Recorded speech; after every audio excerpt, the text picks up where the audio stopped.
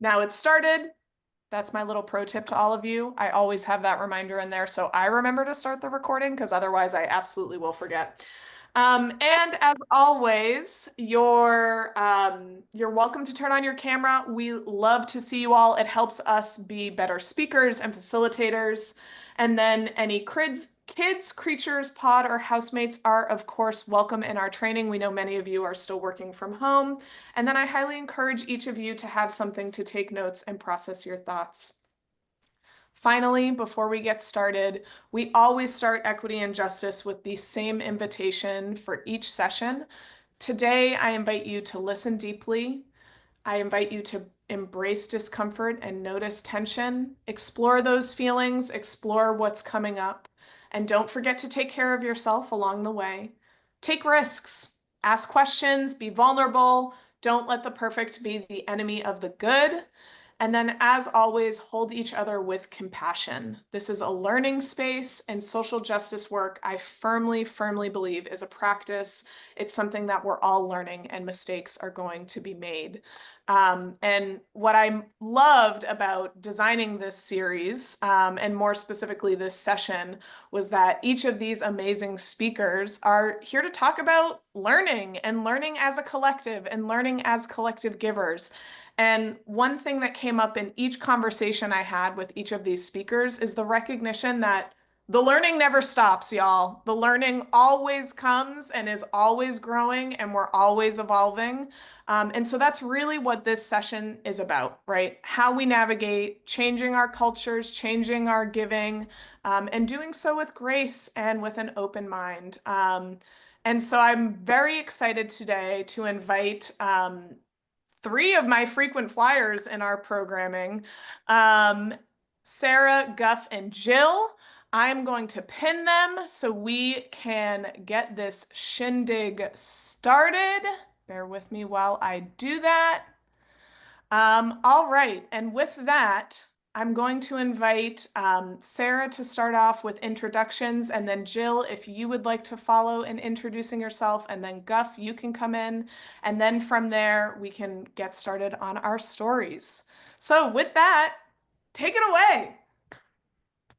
Hi, my name is Sara Lueben. I'm with the Minneapolis Foundation, and I'm Director of Collective Giving, which is a really fancy way of saying that I get the honor of being able to support collective giving groups. We have both giving circles and advisory committees here at the foundation that I'm able to support. I'm also the former member of a giving circle, so I have the aspect of supporting groups and being a part of one. Thank you. Hi, I'm Jill Minkus. I am the Director of Grants at Battery Powered. We are a giving circle of between 400 and 500 people that is embedded within a private social club in San Francisco called The Battery. And I have been with Battery Powered now for 10 years, staffing this collective giving journey. So I'm really excited to be here, and take it away, Guff. Thank you, Jill. Hi, everyone. My name's Guff Van Vooren, and I use she, her pronouns. My spouse, Vicki, and I joined Social Venture Partners Minnesota as partners in 2010. SVP is a global network of doers, donors, and volunteers, and SVP International is the hub of our global ecosystem. So with SVP, I play three roles. At SVP Minnesota, I am part of our Equity and Impact Committee. I also serve on our Bridgemakers Investee Impact team. And then with our global network and SVP International, I serve on SVPI's board of directors. SVP's origin story has always been grounded in community-centered and trust-based giving practices from day one in the early 1990s. And I'm excited to share our story today. Thanks for having us, Kelsey, and Philanthropy Together, and super eager to learn and connect with all of you. Thanks. Awesome. Great. So today's format, the way we're going to do this is we're going to have Sara, Jill, and Guff share a story about navigating change in each of their roles and with each of their collective giving groups. Please feel free in that time to drop questions in the chat, because after we have these stories shared, We'll take a minute to have the audience ask any questions if anything came up, and then once stories are shared, we'll start a full group discussion. And so with that, I'm not going to cold call on any one of you three because I know that that can be hard. Does anybody feel really inclined to start off and share a time in your giving circles / collective giving group when you tried to shift your practices more equitably, what went well, what you learned, that good stuff? Don't go rushing to volunteer first. I know it's exciting. All right. I'm going to start because then I can just sit back and relax and listen to Sarah and go. Okay. So as I mentioned, and by the way, if you can't tell, I am in my home office, AKA my living room. So if you see an errant husband, child, or cat walk through, that's what's going on, right? So as I mentioned, Battery Powered is a giving circle that is embedded within a private social club in San Francisco called The Battery. We are a relatively large circle. There are between 400 and 500 people, members at any given time.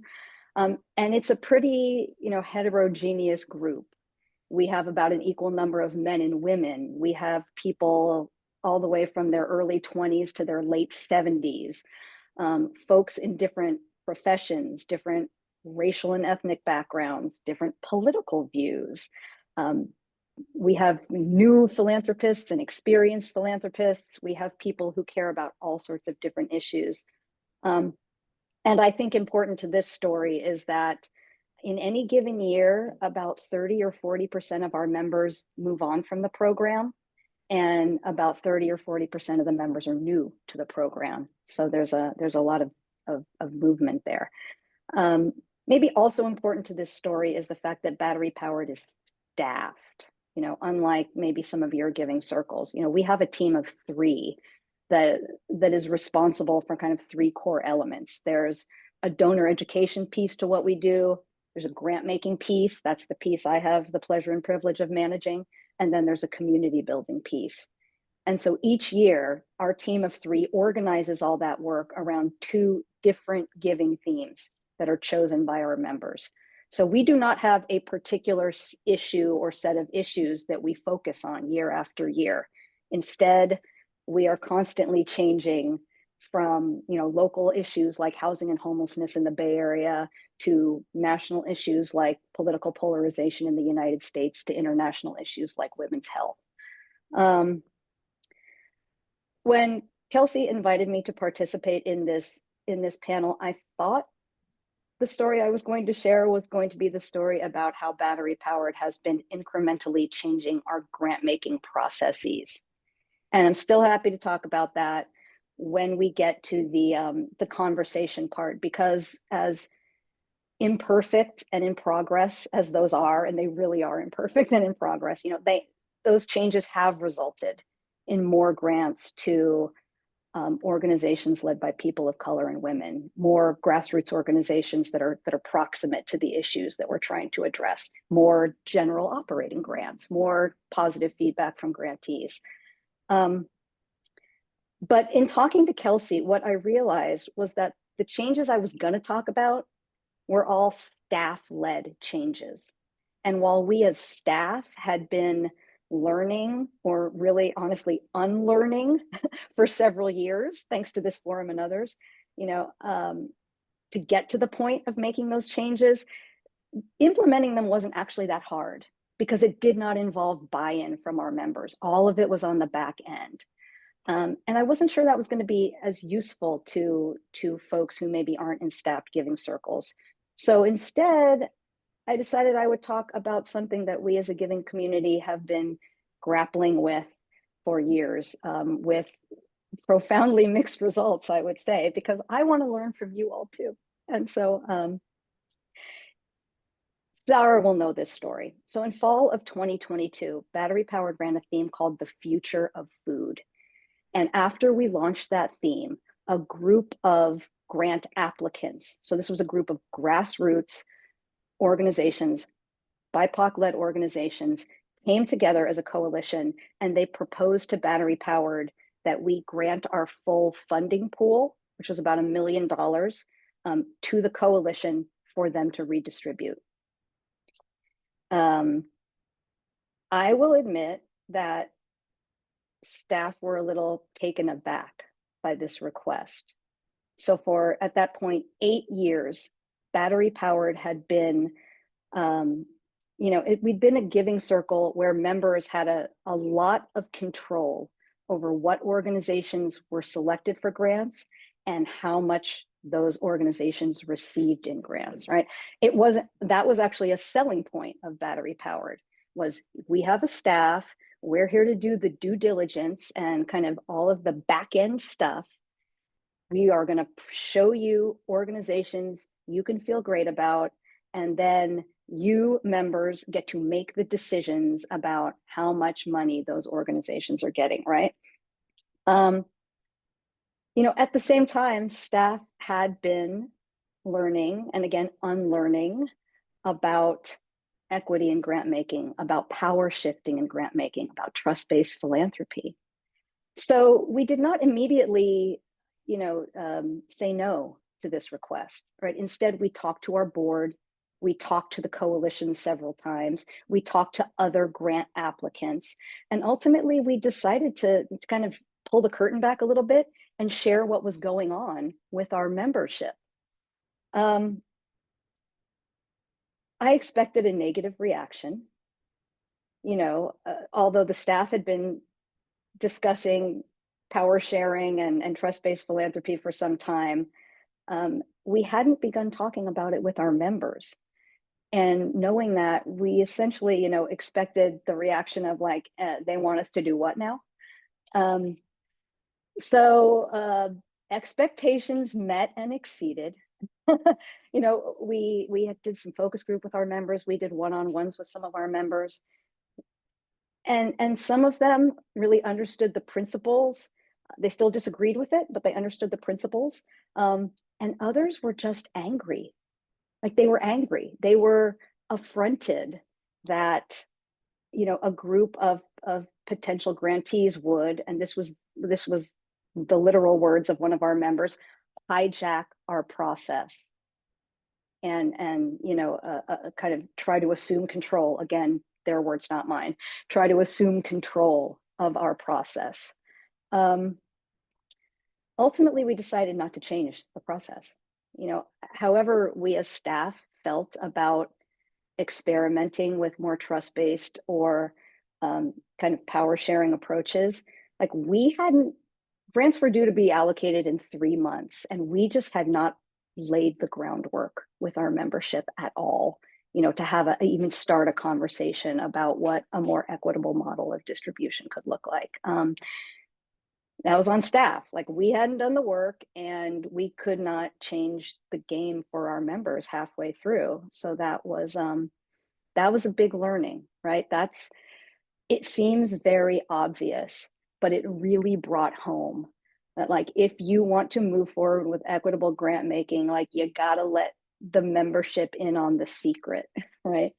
One thing we did try to do, though, to make a little progress, was to address another of the coalition's concerns. So, the coalition, which actually included one of our past grantees, had raised concerns about one of the events that we do with our members. It's an event called Organization Night, where we bring our grantees into the Battery Club to talk about their work, sort of TED style. The concerns they raised weren't new to us. We had done anonymous surveys of our grantees before about their Org Night experience. And while some, were very positive about the opportunity, others raised a lot of deep and intense questions around how, Organization Night kind of highlighted and perpetuated this power imbalance between grant applicants and donors. The performative aspects of it. One person memorably called it a beauty pageant, which was hard for me to hear, but got it.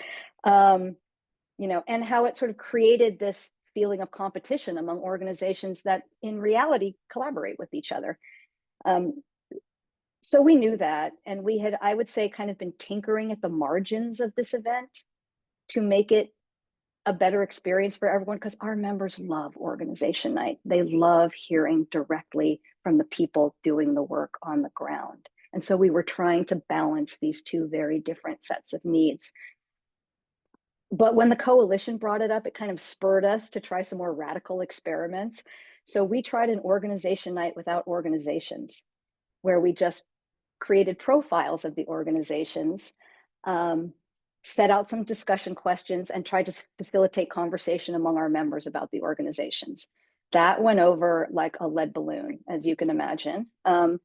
So we tried videos. We asked our grantees to, record themselves informally answering a few questions on their phones. We got a professional videographer in to edit that with music, with images, and create a sizzle reel that we could show at organization night and also give to the organizations themselves. That went over a little bit better, but we were still hearing from our members that they wanted that direct, one-on-one contact. So then we went to a hybrid where we had the videos, but then the grantees were on hand to do a sort of open house style, where, so they could answer questions. So this is 2 years now. This was 2 years ago, and I really wish that I could tell you that in those 2 years we have solved everything, but not everything has been resolved. Our giving model remains essentially what it was.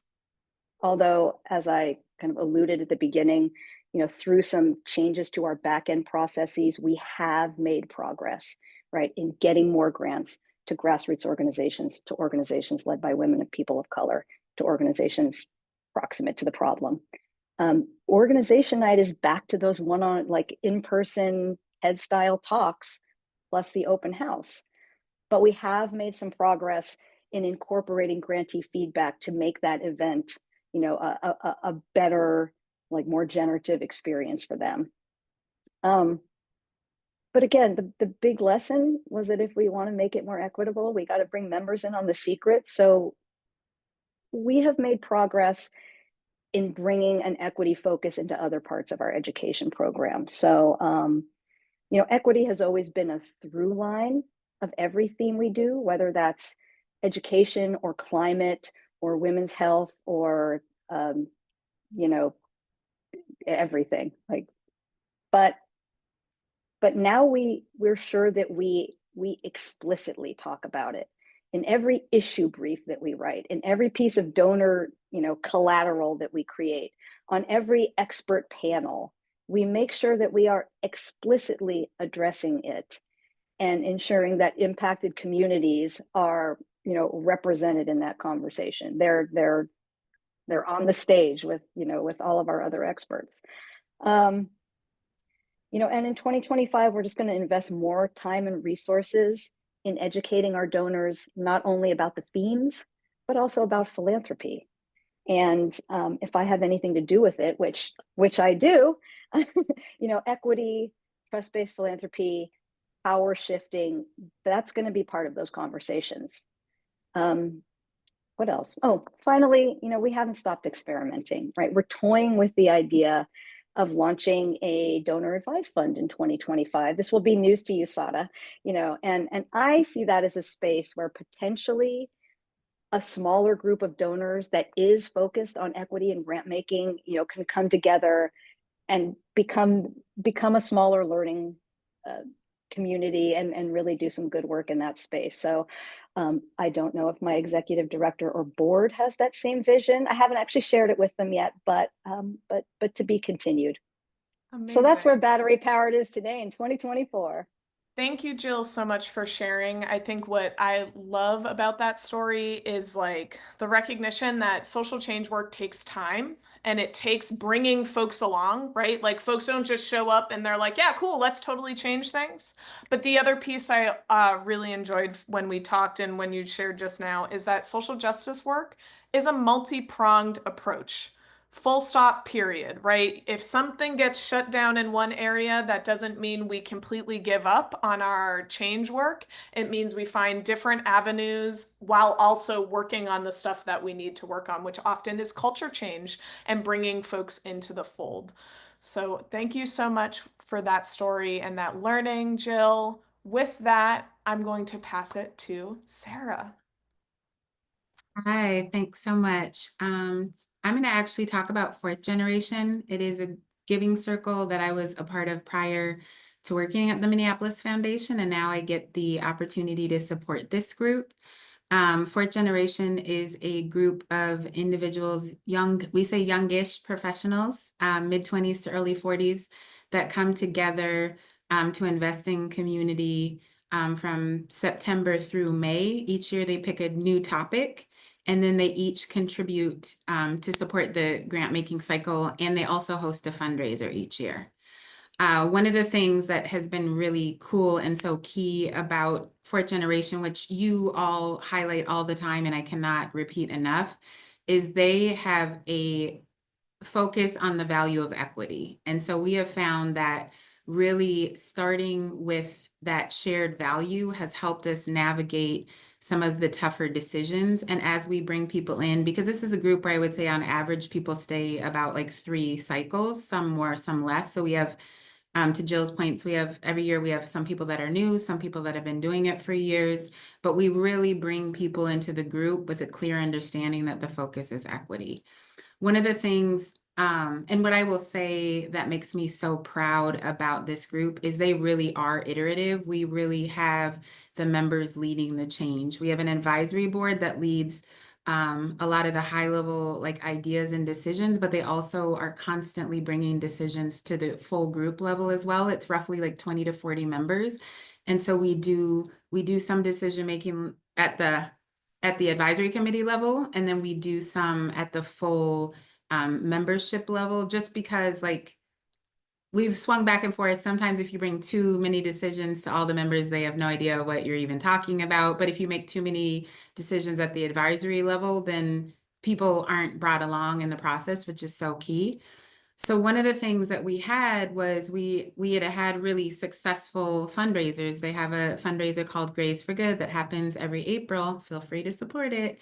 And one of the things that happened were when I started, we had these beautiful curated fundraisers, like known chefs, like beautiful places where these were happening. And these were really like, these were fundraisers where people were coming to the fundraiser because of the chef or because of the location, and very beautiful, well-produced fundraisers. But one of the challenges that I noticed was that some of our own members couldn't afford to attend these fundraisers. You know, they were already personally contributing to the fund.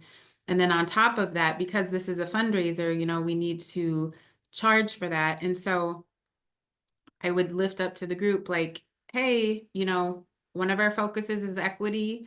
You know, one of the things that I'm hearing from some of our really invested members is they would go to our fundraiser, but they just can't afford to go. And I didn't, as a staff person, it's important to like lift up the concerns, but not necessarily like direct them. Like it's about raising up the concerns to the group and having them think about like what it means to address that. So it took a couple years. But what they ended up saying is like, we really think of this fundraiser, not just like fundraising is nice, but we really think of this as a way to invite potential members to be a part of it, to share with our friends and family what we've been working on for the year. And so they took a really intentional step of making the fundraiser super affordable. So it was really less about how much money can we raise, and it's really more about how do we like create an accessible space where people can come hear about the great organizations that we're excited to support, learn along with us. So like for this year, they're planning to do a trivia night. So it's going to be based on like trivia around their topic area this year, which is youth-led initiatives. And it's really about like learning and impact. And one of the challenges or one of the concerns was like, if we're doing this shift, like we're not going to, you know, raise the same amount of money, which goes into their grant making pot. But they really were like, what is more important to us is being equitable and creating access. Like we can't talk about our value as equity and then have an inequitable event that we host. And so last year was actually the first year that we hosted this reduced ticket price. They had over 120 people there. It was a wonderful turnout. The focus was really on people connecting with other people, learning about Fortune and learning about the organizations that they support. And there's like no turning back at this point. They're really excited. They really have no questions about keeping it accessible, which is honestly a challenge, right? As you're hosting an event, but it's important to them. And I think to some of the things that Jill has said, like in transitioning from being a member of the group to being a staff person that supports the group, I think it's really important that you are truly giving the decision-making power to your members. But, and anybody who works with me knows, like I'm all about planting the seeds. Like you have to have opportunities for people to hear from organizations or other people in community. And I would say it can't even be you, like it needs to be voices in community that are sharing like challenges and opportunities so that they're planting the seeds so that when I'm lifting up a question about equity, somebody else in the room, somebody on the advisory board, one of our members is often like, oh yes, I noticed that, and here is what I think is a solution to that. And half the time, I'm not even lifting up the equity concern. Like it is members of our group bringing it up, and then they discuss it, right? And people give different perspectives, and then we have then the group really owns it. So it's not something that happens to people. It is something that the group had a discussion around and chose a path and decides to move forward. And for those decisions that are made at their advisory board level, we really say the importance of the why. So if the advisory board comes back and has made a decision about something, my only request to them is like, then you need to explain to the group the why on this, and often, and leaving space for people to ask questions and give other feedback. And so it's really that like creating the space for them to have those discussions and make those decisions. And people are not in the same place. It is not about making everybody happy. It's really about like focusing on what is like what is the group agreed to and what moves in that direction, because that's where it takes like the I and me out of it. Like I might prefer to have a total foodie based event. Like I love food. I like the idea of having an exciting thing. But if we as a group have committed to equity, then what is like what do we as a group, like how do we move in this direction that we've agreed upon? And I've just found that to be so helpful. And it's a slow process. You sometimes take steps forward, you sometimes take steps back.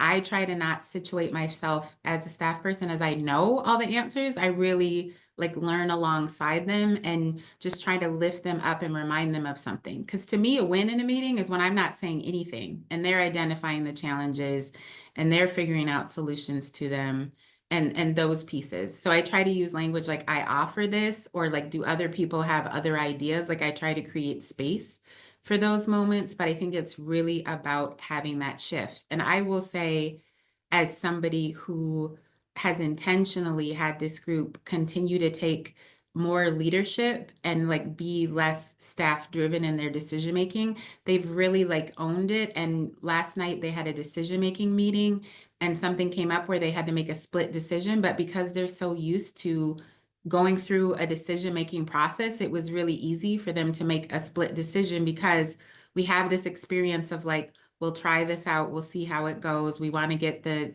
input of the group. And so it's just really been a rewarding process throughout that. Amazing. Thank you for sharing, Sarah.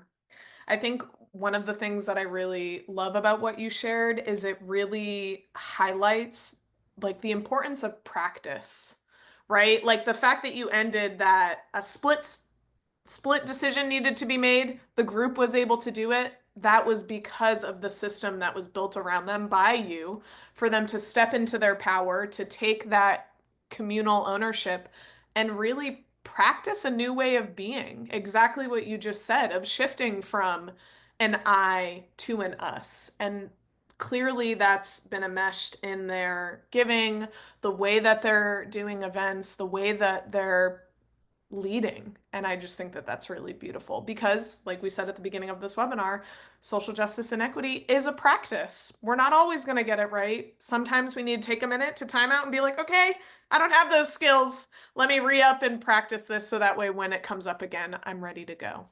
So thank you for sharing that, Sara. Guff, feel free to come off mute and share your story next. And folks, I hope you are starting to think about questions. Feel free to start typing them or writing them down, whatever you need. Go ahead, Guff. Thanks, Kelsey. And thanks, Jill and Sara, for sharing your stories. It really resonates with me, and I'm glad you both talked about those topics because those were a couple topics I could talk about myself, both locally and globally for SVP. So I'll keep that over here and talk about a few others. When I first introduced myself, I mentioned that SVP its origin story was grounded in community-centered and trust-based giving practices. From day one in the late 1990s, we've always pooled our money and given multi-year unrestricted funds to community-based organizations in the affiliate cities we serve in. And we've always pooled our volunteer time and connection and collaborating shoulder to shoulder with these grassroots leaders. We know these leaders are the experts in our communities. They're closest to the challenges, and we know they have the solutions for them. And as SVPers, our role is to show up in ways they need us to and when they need us to. So since the late 1990s, the SVP Global Network has grown to become a thriving community of 2,200 civic-minded people serving in 32 countries around the world. And we're here to create lasting social change together. So at SVP, the shift we're making over the years has really been grounded in shifting from giving through charity to shifting with more of a justice lens and shifting our power and our resources to those closest to those challenges. So I'm going to talk about two different levels. One, the SVP Minnesota level. We serve the Twin Cities of Minneapolis, St. Paul metropolitan area. And then I'll share a story of change at our global network level. So at SVP Minnesota, the shift over all the years, we've really focused on our investee partners, those organizations that we get to partner with. And now at 22 years in, we're looking inward and we're thinking about how we can more deeply engage and educate and organize and activate our partners. And through those shifts in all those years, our staff, our board, our participatory grant team leaders have been led by leaders in the community. So we've been making that shift all along, and that's really helped us to learn how to better show up for these leaders in these communities. And right now we know we haven't been looking as much inward and investing as much inward as ourselves. So how do we invest in our staff team, in our partners, and in our organization? And one thing I'm really thinking about is how do we look at SVP as our own investee partner? And that's something that we're leaning into in 2025, just really creating a robust way that we can all engage and activate together. And that idea, SVP as its own investee, was actually a theme in one of the strands at a past SVP Global Summit. So I'm excited to kind of circle back to that and go through, as Jill mentioned, we're continually learning and unlearning, and that's something that really resonates with me. And as an example, a few weeks ago in a Global Summit Network Leaders virtual conversation, we learned that this theme, the notion of how do we engage our teammates, and also how do we build a more resilient and robust organization, these are themes that are top of mind across our network, across the affiliate leaders in all the cities we're serving in, regardless of our organization's life stage. So we have SVPs that are just starting, we have SVPs that are just, crushing it, and we have SVPs that are rebuilding. And those are two common themes that we're all grappling with. And so it just felt really good to be in that conversation and know that we have so much to learn and so much to share together. So that was kind of one story at the local level. And then taking off my SVP partner hat and putting on my SVP International Board hat, really the culture change at SVP International and at our global level is really similar, and there's a lot of synergy as the affiliate level. So at the global level, we're learning to how we flock together and what impact we want to make in our global community. And we're evolving the international perspective. So we're really growing a lot in India, in the country of India, and Tokyo and Melbourne and these other countries. So we're looking at that international perspective of our value proposition and the idea of global belonging. And that's something we're really excited about. And I'm thinking kind of how do we build these constellations across our network and across our sector? And Philanthropy Together is a great strategic partner in helping us think about that. The past few years with our affiliate leaders, we're co-creating together SVP International's value proposition. Why do we exist? Should we exist? And our affiliate models. What were our affiliate models before? How are we morphing them? How are we evolving together? And this affiliate leader cohort is really leading the way for us and helping us align our shared values and our vision for just helping to create a more just, thriving communities across the world. Then this past week, as I was preparing for this webinar, I was really excited to get a chance to collaborate with SVP Minnesota's Executive Director, Ellen, and also with SVP International's, my fellow board member and friend, Adriana. And because of those conversations that I got to have, I learned the work that's taking place at SVP Chicago, at SVP Portland, at SVP Boston on their partner model and how to engage our teammates. And my eyes were just wide open, like, oh my gosh, I get to take this back to SVP Minnesota because these are things we're trying to figure out ourselves, as we're rebuilding the work that we're doing in the Twin Cities community. And then this May, SVP International is hosting our global summit in Austin. And I just can't wait to connect and learn and share in person, knowing that the work that we're doing across communities, across our sector, and across the world is really one of the things I love most about SVP. It's why I show up, and it's just really helping me evolve as in my role and also as a human being. I'd say in terms of what have we learned along the way, both the local and global levels, I think the learnings are the same. And like Jill mentioned, we're leaning into them. We're doing our best. We're learning and unlearning. So there are 5 things that really stick out at me. And Kelsey, you mentioned one of them. Our heart work is a daily practice. So thinking about how and when each of us show up with the frontline leaders that we get to partner with. And then there are different levels of that daily practice. So internal work, the work I do with me, what should I be learning? What should I be practicing? How should I act? What should I be doing?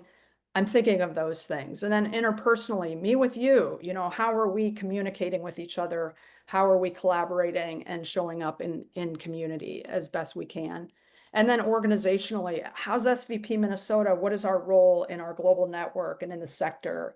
And how are we partnering with each other and with SVP International?